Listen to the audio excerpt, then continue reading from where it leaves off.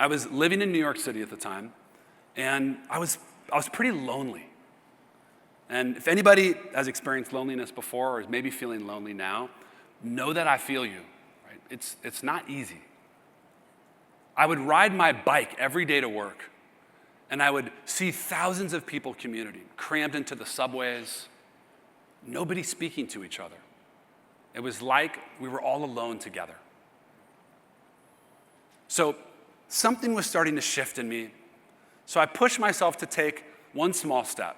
And I sent out an email to everybody I knew in New York City with a bicycle.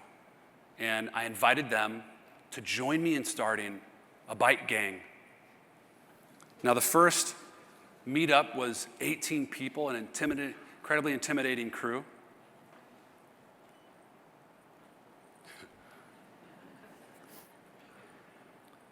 You might be able to see the look of terror in my eyes, knowing that in a moment I was going to have to get up in front of this group and lead this bike ride and speak in front of them. But I pushed myself, and I stood up on a park bench, and I shared our first destination, Coney Island. And that day we rode to the famous Cyclones roller coaster on Coney Island, and on the way back, we decided that we would name ourselves the Cyclones Bike Club. Now, I didn't know it at the time, but for me, to lead that small group was an act of courage. And what I went to learn from this is that acts of courage create momentum. Our next ride had 30 people. The ride after that had 50. We started to do this thing where at the very start of every ride, I would call out 1, 2, 3, jump, and we'd take a jump shot. And by the end of the summer, we had hundreds of people showing up on these rides. And it was cool to see because friendships were forming, new businesses were starting, people were falling in love with people that they met through these rides. But for me, I didn't feel alone anymore. I was able to do this thing that I hadn't really done since 8th grade on retreat, which was to lead, to gather. And the more I was able to connect with other people, the more I felt like I was able to access more of my power. And this is the second simple step in my framework. Choose connection. Right? When the noise in our heads gets loud and the isolation, the overthinking starts to kick in, choose connection with others. Right? What we crave most is to connect with other people. When we connect with others, we feel like we belong. And when we feel like we belong, we perform our best, we give our best. But because for so many of us, when we're in our fight or flight response, when we're in that survival mode, because of all of the noise that's coming at us today, the tendency is to not step towards connection, it's to withdraw, it's to isolate, further preventing us from the thing that we need and want most. I mentioned acts of courage a moment ago. When you notice yourself pushing away, when you notice yourself going into that protection mode, the act of courage is to take a step towards connection. About a year after we started the Cyclones Bike Club, I did something that I'd always wanted to do, and I made a little bit more space for my life.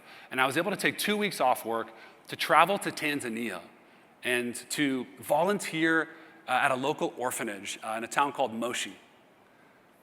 And while I was volunteering at the orphanage, I got to spend time with this awesome group of students.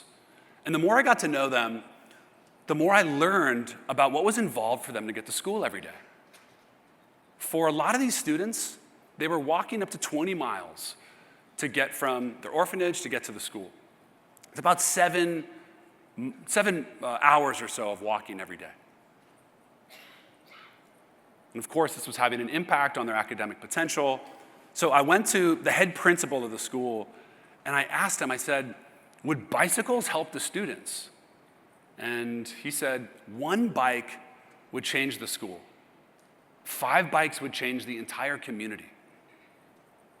So when I went back to New York City that summer, at our next Cyclones ride, I announced a new reason to ride, to raise money to create bike share programs, for students in these rural parts of Tanzania.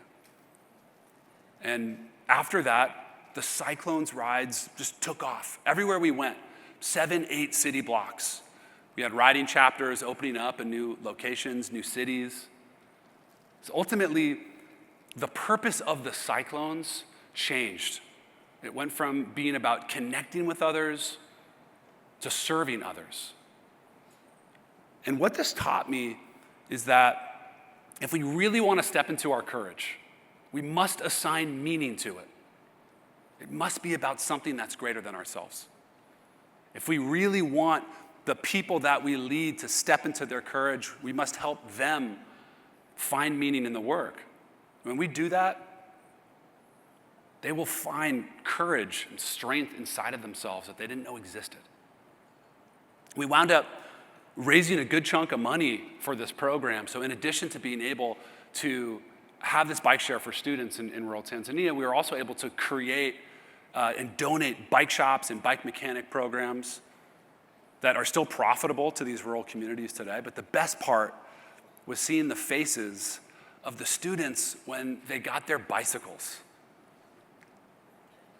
And my favorite part was them doing their own jump shot.